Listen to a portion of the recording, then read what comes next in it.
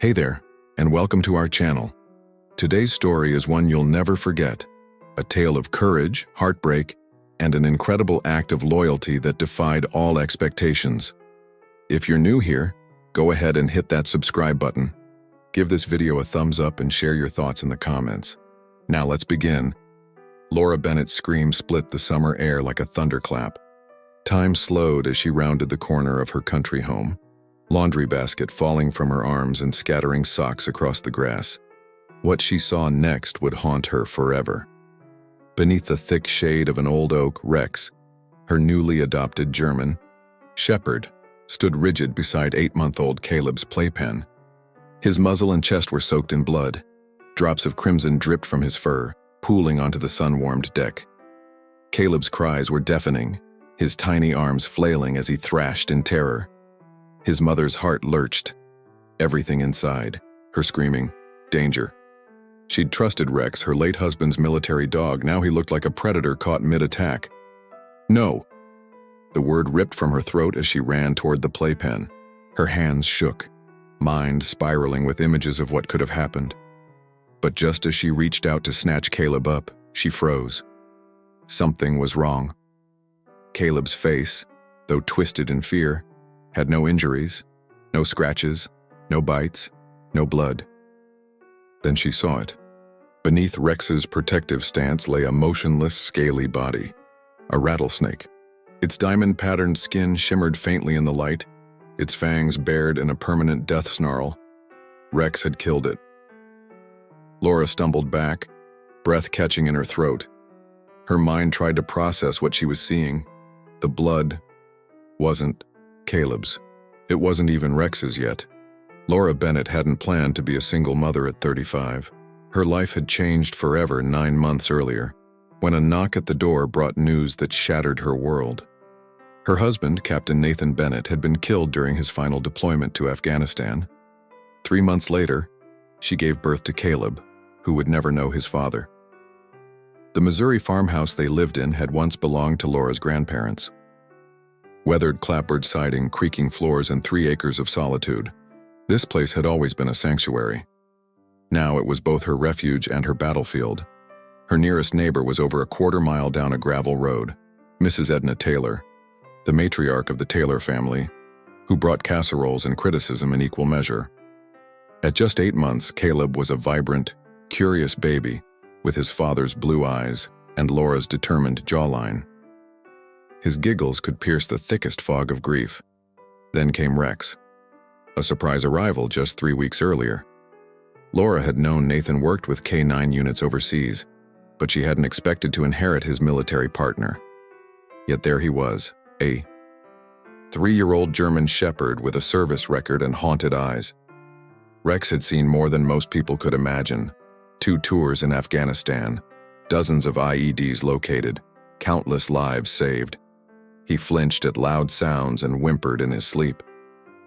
His wounds weren't visible, but they were real. Mrs. Taylor wasn't shy about her disapproval. A war dog? Around a baby? She'd scoffed, and she wasn't the only one. Within days of Rex's arrival, animal control had shown up at Laura's door, responding to an anonymous concern. But Laura had seen something different. The way Rex gently sniffed Caleb's fingers. The way he stationed himself outside the baby's room at night. The way he never let the child out of his sight. Nathan had trusted this dog with his life. Laura wanted to believe she could trust him too. That morning, the sweltering heat had finally broken. Laura set up Caleb's playpen on the shaded back porch, the breeze offering a rare reprieve. She'd been battling a mountain of laundry, hoping to enjoy a few minutes of calm. Then her phone rang. "Laura, it's Diane at the hospital. It's Mark. Tractor accident. He's asking for you specifically." Mark Collins, Nathan's best friend since childhood. His farm bordered hers to the south, and since Nathan's death, he'd been a steady presence, fixing leaks, chopping wood, checking in. "I'm not on call anymore," Laura said, her stomach already knotting. "He won't let us treat him until you get here. He said it's about Nathan, something he needs to tell you." Laura glanced at the baby monitor. Caleb was napping peacefully, Rex lying beside him, ears twitching with every chirp and rustle. There was no one else to call, no one she trusted. She looked at Rex, her voice soft. "Guard." Rex's ears perked, his posture straightened. It was a command Nathan had taught her over video calls. She knelt, placing a trembling hand on his thick fur. "I'm trusting you," she whispered. "With everything." Rex didn't move, didn't flinch, just watched her, still and alert. "I'll be back in 20 minutes, Laura told herself. 30 max. She drove fast, too fast. The emergency room was chaos. A multi-vehicle accident had diverted every available hand. Mark was stable but waiting. 45 agonizing minutes later, she was finally by his bedside. "Thank God," Mark rasped, pale and covered in bruises. "They said I was confused, wouldn't listen, but you need to hear this." "What is it?" Laura asked, panic starting to rise again. "What about Nathan?" He nodded toward a plastic bag on the table. "My jeans, my wallet. There's a letter from Nathan. I was supposed to give it to you. After the baby was born, I couldn't. Not after everything." Laura grabbed the wallet, her hands trembling. "What does it say?" "It's about Rex. Something you need to know." She didn't wait to read it. Her eyes flicked to the clock. She'd been gone almost an hour. "I have to go," she whispered. "Caleb, he's alone." Laura read the letter. "It's important." "I will. I promise." She ran, heart pounding, a sense of dread blooming like a thundercloud. The 15-minute drive home took 12, and when she pulled into the driveway, Caleb's screams hit her like a tidal wave, high-pitched, panicked, and unrelenting. She abandoned the car, sprinted toward the porch, then she saw it. Rex, standing guard, blood staining his fur. Caleb wailing, a guttural growl rising from the dog's throat. "Rex, no!" she screamed, every nerve in her body igniting with fear. She grabbed a rusted garden trowel from the railing, hands shaking as she braced to strike. But Rex didn't move. His gaze wasn't on her. It was locked on something below the playpen. And that's when she saw it. The lifeless, coiled body of a timber rattlesnake. Its head nearly severed, its blood soaking into the wood. The garden trowel fell from Laura's hand, clattering to the deck. Her mind raced to catch up to what her eyes were now seeing clearly. The blood soaking Rex's coat wasn't Caleb's. It was the snake's. And maybe Rex's too. "Oh my God," she whispered, rushing to Caleb. She scooped him up, checking him from head to toe. No bites, no scratches.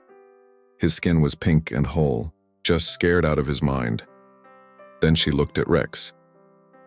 The German shepherd was still standing, but his breathing was ragged. His fur bristled and quivered with each labored inhale.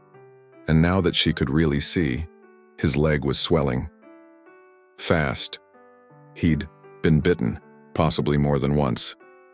"You protected him," Laura murmured, emotion catching in her throat. "You killed the snake. To save Caleb." She knelt beside him, gently brushing her fingers through the blood-matted fur on his shoulder. He didn't flinch, but he also didn't respond much. His eyes were foggy. The strong, alert dog she'd known now looked like he was fighting to stay conscious. She had to move fast. The local vet had warned her once during a routine checkup about rattlesnakes.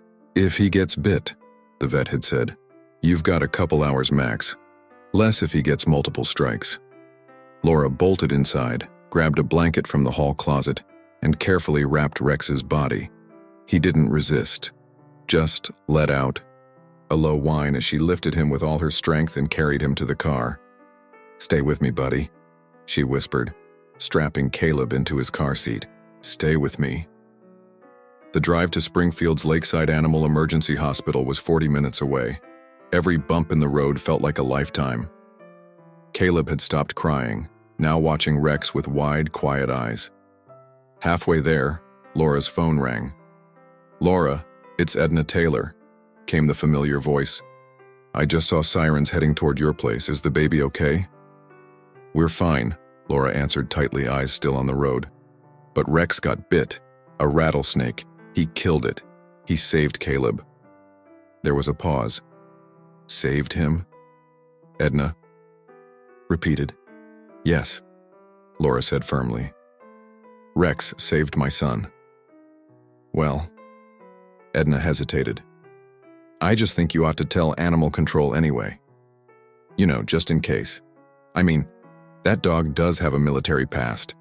They say those dogs can snap. PTSD, you know. Laura's grip tightened on the steering wheel. Edna, he didn't snap.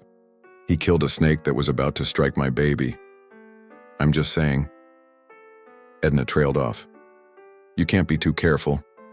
Laura hung up without another word. She wasn't going to let anyone twist what happened today. Rex was a hero. Period. By the time they arrived at the animal hospital, Rex's breathing was dangerously shallow. His head lolled against the seat. Laura barely parked the car before the emergency staff was rushing out with a stretcher. Multiple bites, she said urgently. Timber rattlesnake about an hour ago. He's a military working dog, trained, special. We'll take good care of him, the lead technician assured her, already moving quickly. Are you the owner? Laura hesitated. In truth, she'd never really considered Rex hers. He had been Nathan's partner. But now, yes, she said quietly. I'm his owner. As Rex was wheeled into the building, Caleb reached for him, his little fingers outstretched. You understand, don't you? Laura whispered to her son. He saved you. Inside the waiting room, the antiseptic scent was overwhelming. Laura sat clutching Caleb while her mind spun in all directions. Her phone buzzed with a new text. From Edna. Just wanted to let you know I gave your spare key to Bill Hargrave. From Animal Control. He said he's stopping by to check on that snake situation. Hope you don't mind. Laura's stomach dropped. Something didn't feel right. Edna had always made subtle comments about Rex. Now Bill Hargrave, who had already questioned her once, was entering her house alone. Before she could reply, a new number popped up with a second message. Mrs. Bennett, this is Sergeant Dawson from the K-9 unit at Fort Leonard Wood. I heard about Rex. We need to speak, urgently. It concerns his service history. Laura blinked. More surprises? Just then, a veterinarian in blue scrubs appeared at the door. Mrs. Bennett, I'm Dr. Abernathy. I'll be treating Rex. Laura stood up immediately. How is he? Will he make it? Dr. Abernathy's face was unreadable. We've started anti-venom treatment, but I won't sugarcoat it. He's in bad shape, multiple bites. He's a strong dog and young, which is good. But time's critical. We'll do everything we can. Laura nodded. Do whatever he needs. Just save him. The vet hesitated. Anti-venom is expensive, around $800 per vial. Rex will likely need 3 more doses, possibly more. I'll figure it out, Laura said firmly. Whatever it takes. As Dr. Abernathy returned to the back, Laura's phone rang again. Mark Collins, Laura, I'm so sorry. I just heard everything. Jesus, is the baby okay? He's fine. Rex saved him. Killed the snake. Got bit. Mark let out a slow breath. The letter. Did you read it? No, she said. I didn't have time. You should. James, there's more to Rex than you know. What do you mean? Mark hesitated. James used to say Rex was his guardian angel, said that dog saved him more times than he could count, and not just from bombs. Before she could respond, another call came through, an unknown number again. Laura picked it up. Mrs. Bennett, this is Sergeant Dawson. I'm here at the clinic. May I speak with you? Laura turned to see a middle-aged man in fatigues approaching, holding a folder. Rex isn't just any K-9, Dawson said quietly, sitting beside her. He's a legend in handler circles. 3 tours, 17 confirmed IEDs, dozens of lives saved. He even received an unofficial Purple Heart. He opened the folder and showed her photos. Rex in full combat gear. Rex beside Nathan.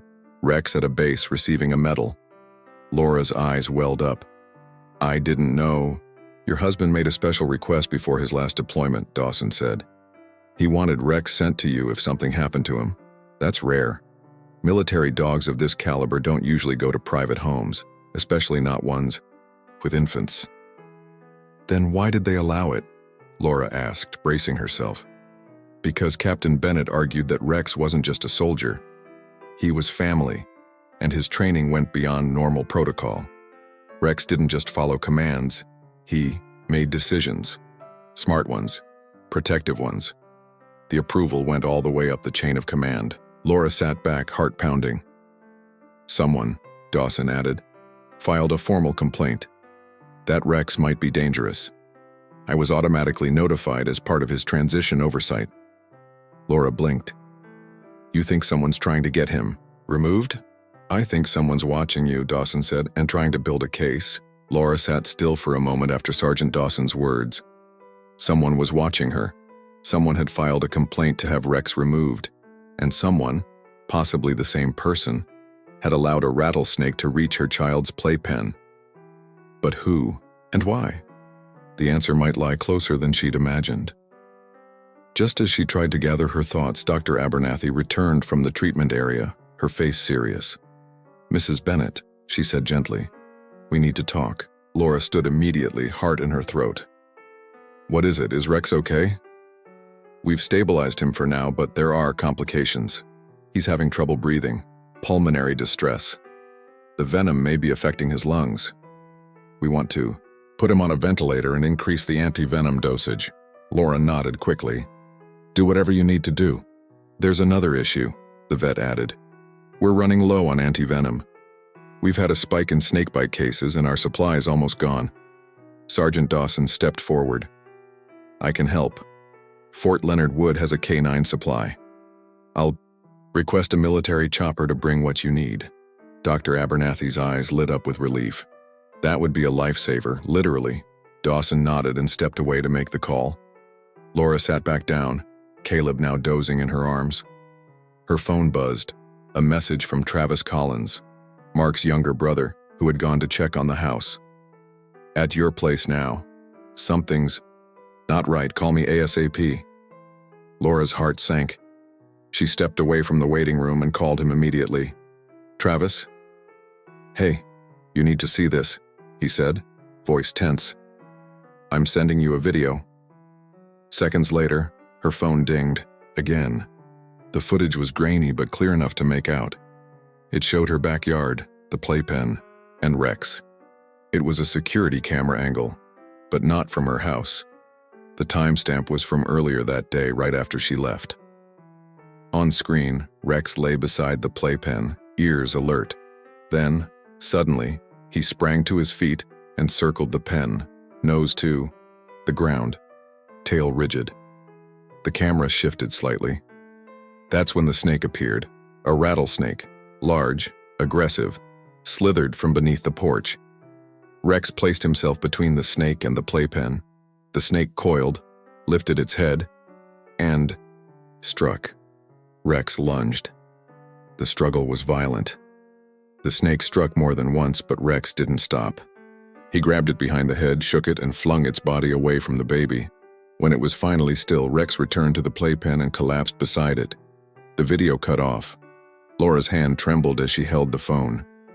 Who took this? She asked Travis. That's the problem. It was sent anonymously to animal control with a note saying Rex attacked a harmless garden snake near your baby.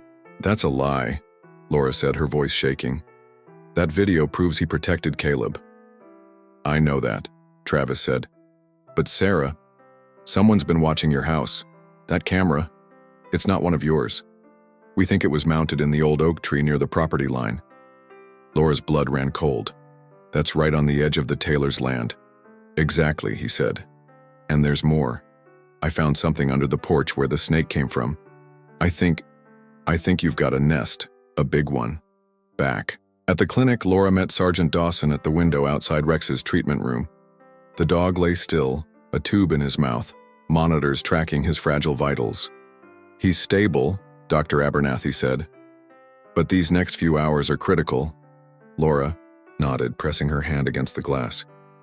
We're not leaving him. Just then, her phone buzzed again.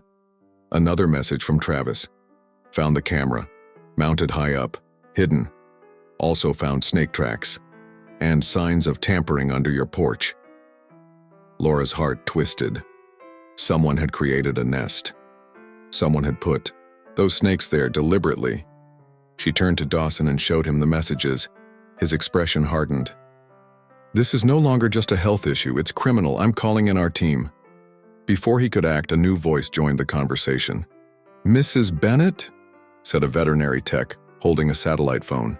"Someone from the military wants to speak with you." Laura took the phone, unsure what to expect.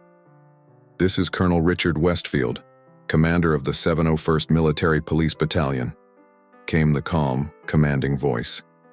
"I understand one of our K-9 veterans is under your care." "Yes, sir," Laura said softly.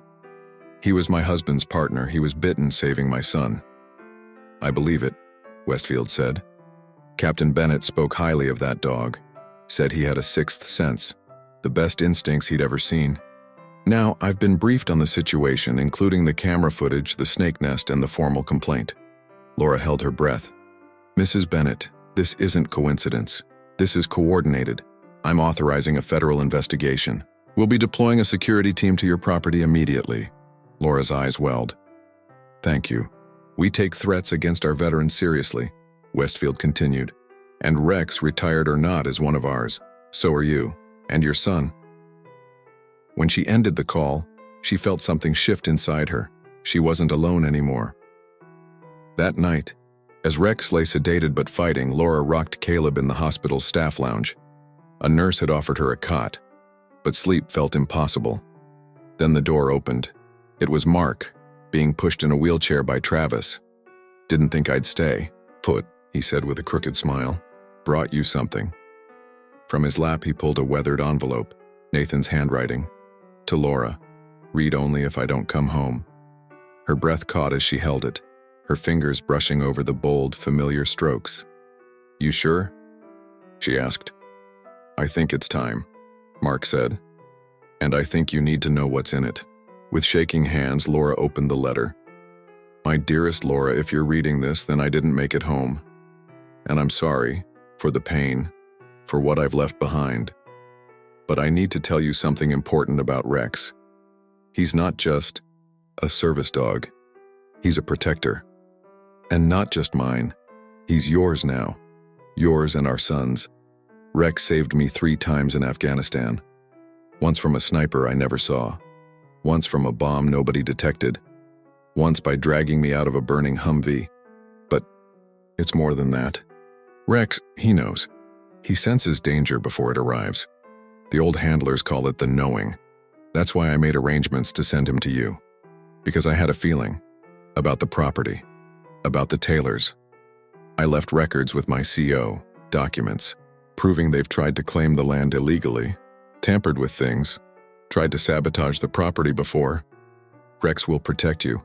You might not see it at first, but trust him. When it matters most, he'll know what to do. I love you, with everything I have. Take care of Caleb. And don't let anyone push you off that land. Love, Nathan. By the end of the letter, Laura was crying silently. Mark was quiet, his eyes shining too. Rex had been more than a protector. He had been a final gift from the man she loved. A silent guardian for the family he left behind. The hospital room was quiet, except for the steady beeping of the monitor, tracking Rex's vitals. He was still sedated, still weak, but holding on. And now, with Nathan's letter clutched tightly in her hand, Laura understood everything. Rex hadn't just come into her life by chance. He had been sent on a mission to protect her and Caleb, to protect their home, to protect the legacy Nathan had fought and died to defend. She sat beside Rex's bed, one hand gently resting on his flank. The German shepherd's chest rose and fell slowly, his body trembling slightly as the anti-venom continued its work. "You knew," she whispered, her voice thick. "You knew all along what was happening, and I didn't listen." The monitor beeped softly, a slight increase in heart rate. She looked up, tears in her eyes, and saw one of his eyes flicker. He was still with her, still fighting.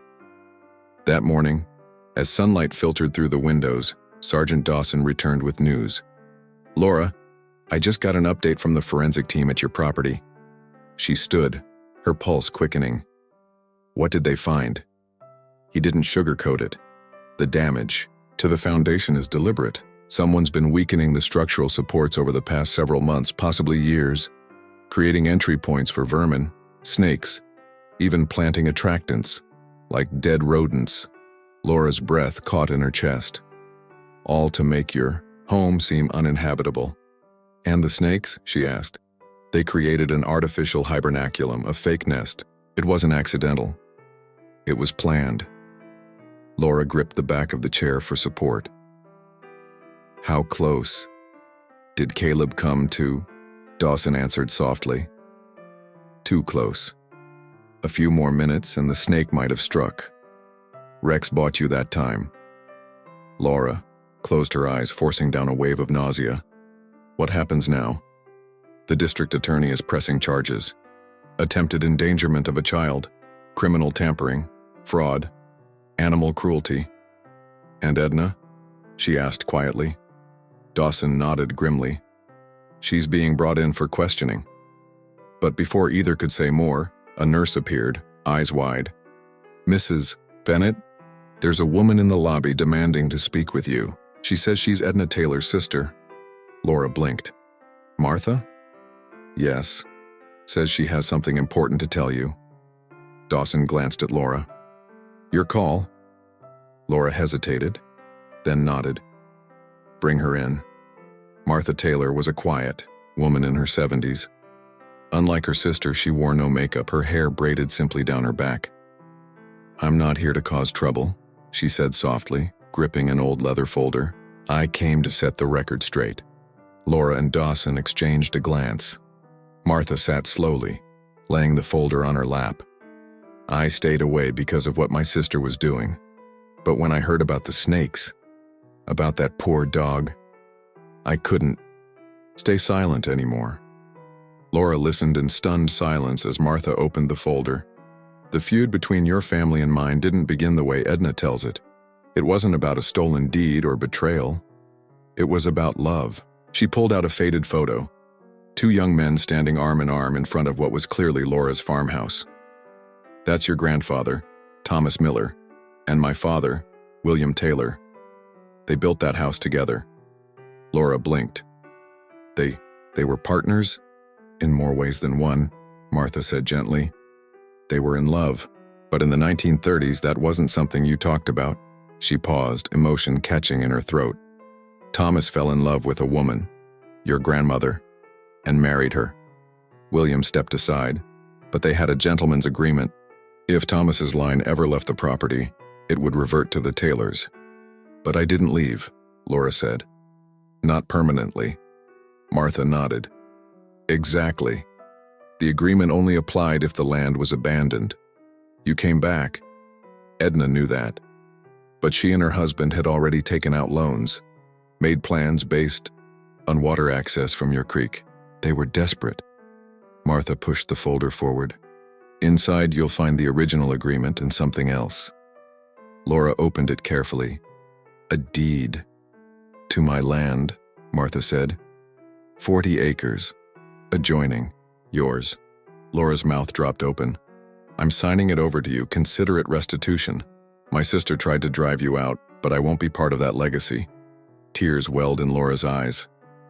I don't know what to say. Just raise your son in peace, Martha said. And no, not all of us want to carry on old hate. Later that afternoon, Dr. Abernathy burst into the waiting area, her face grave. Mrs. Bennett, you need to come quickly. Rex's breathing has deteriorated. We need to intubate immediately. Laura ran to the treatment room, Caleb clutched in her arms. Inside, alarms blared. Rex's body convulsed slightly, his oxygen levels dropping on the monitor. What happened? Laura cried. Delayed reaction to venom, the vet replied. It's hitting his nervous system now. We're doing everything we can. What can I do? She pleaded. Talk to him, the doctor urged. He knows you. Let him hear your voice. Laura moved close, kneeling beside him. Rex, it's me. Please don't give up. You saved Caleb. You did what Nathan asked. But we still need you." A whimper escaped the dog's mouth. The monitor continued its erratic beat. Just then, Sergeant Dawson appeared at the door, holding Caleb. "He wouldn't stop crying," Dawson explained. "Thought maybe." Laura took the baby and held him close to Rex. "Look, Rex," she whispered, tears flowing. "Your boy is here." Caleb reached out a tiny hand and patted Rex's muzzle. "Bah," he said. His first word. The room went still. Then on the monitor, a stronger, steadier heartbeat. Dr. Abernathy gasped. "His vitals are improving. Keep doing whatever you're doing." Laura pressed her forehead gently against Rex's. "Stay with us, hero. We're not ready to let go." Morning sunlight began creeping across the sky outside the veterinary hospital, casting golden rays on the glass windows. Inside, Laura hadn't slept. She sat beside Rex's treatment table, one hand resting on his flank, her other gently rocking Caleb, who had finally drifted off in her arms. The cardiac monitor beeped steadily, a rhythm she clung to like a lifeline. Rex was still fighting. He'd made it through the night. Dr. Abernathy stepped into the room, checking the IV lines and the ventilator readings. "His oxygen levels are stabilizing," she said, sounding cautiously optimistic. "The antivenom has done its job, but it'll take time for his organs to fully recover." Laura looked up, her voice hoarse. "So, he's going to make it?" "Barring complications, yes," the vet nodded. "But his recovery will take weeks. He'll need therapy, rest, and constant monitoring." Laura let out a breath she hadn't realized she was holding. Her eyes brimmed with grateful tears. "Thank you," she whispered, looking back at Rex.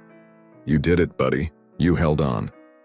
As if responding, Rex's tail gave a faint, exhausted wag beneath the blanket. Later that morning, Sergeant Dawson returned with a tablet in hand. "We've completed the investigation of your property," he said quietly, leading Laura to a nearby consultation room where Caleb could nap in peace. Dawson's expression was serious. "It's worse than we thought. The damage to the foundation was deliberate. Structural supports were sawed and drilled into. There's evidence of soil tampering to promote erosion." Laura's stomach dropped. "They were trying to make the house collapse?" "Not all at once," Dawson said. "Slowly. Just enough to make it unlivable over time. Paired with the vermin and snake nests, they were trying to force you off the land." "And Edna Taylor was behind it?" "Her husband, Harold, was the one caught planting the snakes. But Edna coordinated it. She made the calls, submitted the false complaints to animal control, fed misinformation to her nephew at Fort Leonard Wood to access Nathan's personnel file." Laura's head reeled. "They accessed Nathan's file?" "Yes. That's how they knew about Rex's arrival and his training. They were trying to discredit him before he ever set paw on your property." Tears burned behind her eyes. "And all while pretending to be helpful neighbors." Dawson looked down, then handed her a flash drive. "The military security team retrieved this. It contains footage from your land, hidden cameras, some in the trees, some under the porch. They've been watching you for months." Laura turned away, her jaw clenched. Her home, the place she'd hoped would be a haven for Caleb, had become a target for manipulation and betrayal, all for a piece of land and the creek that ran through it. A few hours later, while Rex continued recovering in ICU, Dr. Abernathy appeared again, this time with a concerned look on her face.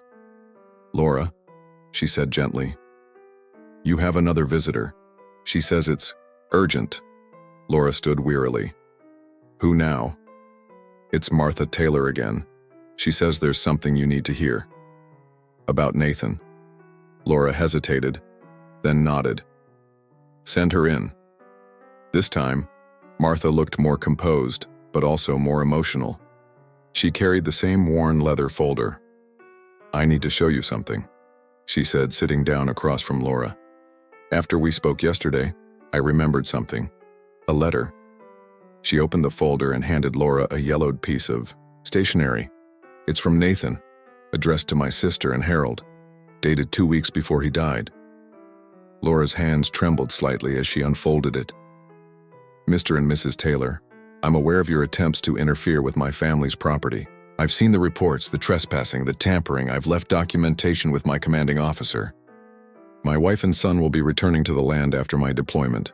I expect them to be left in peace. Rex will be with them. He is trained to detect threats, including human ones. This is your last warning." Captain Nathan Bennett, U.S. Army. Laura stared at the letter, her heart pounding. "He knew," she whispered. "He knew they were going to try something." Martha nodded. "He did. And he tried to protect you. He sent Rex for a reason." Later that day, Laura received the final report from the county. Her house had been officially condemned. The structural damage combined with the infestations made it uninhabitable. The home that had once belonged to her grandparents would have to be torn down. Laura stood in the clinic parking lot, staring out at the horizon as the news settled over her. That house had been her new start. Now it was gone, but she still had Caleb and Rex and something else too. An offer from Martha Taylor. The 40-acre parcel of land. A new farmhouse. A chance to rebuild. By the end of the week, Rex was off the ventilator. He could lift his head, respond to voices. He still couldn't walk far, but he tried. Always tried. One afternoon, as Laura walked into the room with Caleb on her hip, Rex gave a soft bark, barely more than a whisper. Caleb squealed with joy. "He's glad to see you too," Laura said, smiling through her tears. The vet techs and nurses had taken to calling him the war dog. But to Caleb, he was just Baba, the big loyal shadow who always stayed near. Weeks later, with help from Fort Leonard Wood and community volunteers, Laura moved into the farmhouse on Martha's property. A modest home but sturdy, safe and filled with light. The front porch had a child-safe railing. A patch of land was fenced for Rex to stretch his legs as he healed. And in the corner of the living room, on a handmade wooden stand, sat a photo of Nathan, one arm around Rex, the other holding a flag. Below it hung his dog tags. And Rex's custom purple heart. Caleb toddled past them, chasing the ball Rex nudged gently across the rug. Outside, the creek flowed on, unbothered, untouched. But for Laura, everything had changed. She'd nearly lost everything. But in the end, what mattered had survived. Her son, her husband's memory, and the brave dog who kept both safe. Spring came early the following year. The Missouri fields bloomed with fresh clover and wildflowers. The stream that once marked the boundary between hatred and healing now flowed peacefully between two farms, Martha Taylor's and the Bennett's new homestead. Laura stood barefoot in the morning dew, watching Caleb toddle through the grass. He was walking now, running even. All energy and laughter, especially when Rex limped alongside him, gently guiding the boy like a protective shadow. Rex had recovered better than anyone expected. The physical therapy, the new supplements, and perhaps the presence of Caleb had all helped him heal. He still bore the scars from the snake bites on his leg, but his spirit was as strong as ever. "Gentle, Caleb," Laura called softly. Caleb turned, giggled, and threw his arms around Rex's neck. The shepherd simply let out a contented huff and wagged his tail. Laura smiled, feeling something she hadn't felt in a long time. Peace. That weekend, a small crowd gathered near the old barn Martha had converted into a community hall. Rows of folding chairs faced a makeshift stage. American flags fluttered in the breeze. The people of the town had come to honor someone special. Laura hadn't expected the turnout. Local veterans, animal rescue volunteers, officers from Fort Leonard Wood, even the mayor. At the front of the stage stood Sergeant Dawson and Colonel Westfield, flanked by two K-9 officers. They stepped forward and invited Laura and Caleb onto the stage. Rex followed, his pace slow but steady. Colonel Westfield cleared his throat, his voice carrying over the crowd. "Today we recognize a soldier, not in uniform but no less deserving. a warrior who served 3 tours overseas, a protector who saved countless lives, and most recently a child, his new family. He looked at Rex, then back at the crowd. There are many heroes in this world, but few have fur and 4 paws. The crowd chuckled softly. We are honored today to present the Distinguished Service Medal to K9 veteran Rex. A round of applause broke out as Colonel Westfield bent to place a custom medal around Rex's neck. The German Shepherd didn't flinch. He stood proudly, tail wagging slowly as if he understood the honor. Laura knelt beside him, tears in her eyes. "You deserve this, boy," she whispered. Caleb clapped and squealed, clearly delighted by all the attention. As the ceremony ended, several people approached with tears in their eyes.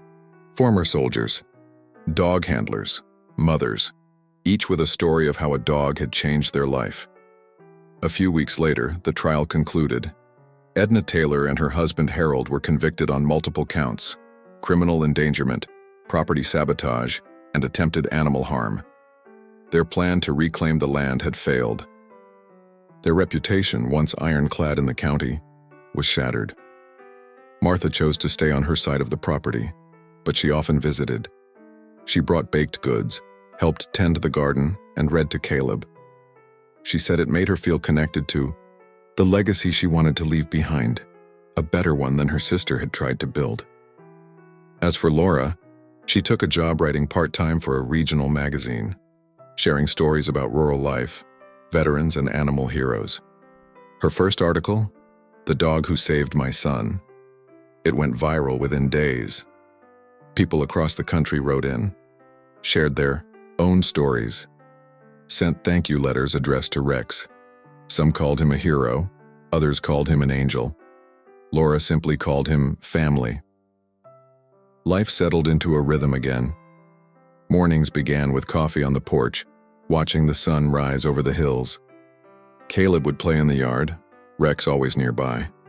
Even with his limp, Rex never left Caleb's side. Laura had learned to trust that instinct, that unseen connection between them. There were moments when the wind rustled the trees just right, or Caleb laughed in a way that reminded her of Nathan, where she felt like he was still with them. Not just in memory, but in presence. Sometimes at night, Laura would sit on the porch with Rex curled beside her and read Nathan's letters aloud. She wasn't sure if Rex remembered the words, but his ears would twitch, his head would tilt, and he always looked toward the stars, just like Nathan used to. On Caleb's 2nd birthday, a new surprise arrived at the farm, a small crate, barking. Inside, a German Shepherd puppy, sent by the Fort Leonard Wood K9 program, part of a new veteran outreach initiative. The note read, "Rex's legacy lives on. Meet Scout. May he grow under the guidance of a true hero." Caleb squealed in delight, naming him instantly. Rex sniffed the puppy carefully, then licked his ear. The bond was sealed. Scout followed Rex everywhere, learned from him, slept beside him, played gently with Caleb, and chased butterflies in the fields. It was as if Rex had been waiting for this moment, passing the torch. Years passed. Caleb grew. Scout matured. And Rex, he remained, older, slower, but never absent. When the time finally came, it was peaceful. One autumn morning, Laura found Rex lying beneath the tree at the edge of the yard, the same tree where Nathan once proposed to her.